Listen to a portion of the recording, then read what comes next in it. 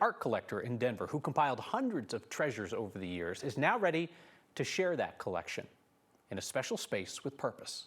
In the late 80s, I was introduced to African art on a major level, and so now I have over 1,200 pieces, which is total madness, but it's wonderful. My name is Paul Hamilton. I'm an African art collector and an educator. I grew up in Pueblo, Colorado, and when I was growing up, I'm 82 now, to say African was a bad word. You know, we had the Tarzan image and all that type of thing, so it was so negative.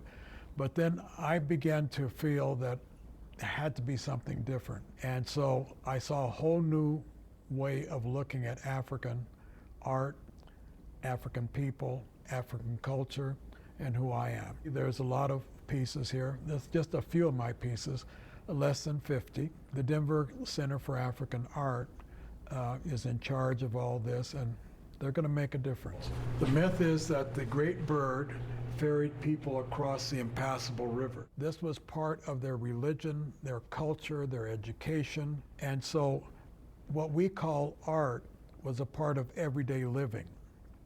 And everyday living included these items. Those represent females and the power of females. The basis of what we call modern art today is African art.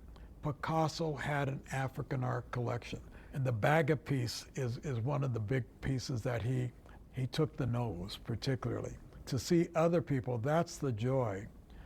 As a teacher, I want everybody to see and begin to see how they fit into that, whether they're black or African American or whatever people. This art has a way to speak to them. Paul Hamilton's collection will be on display at the Denver Center of African Art through the end of January. Did you get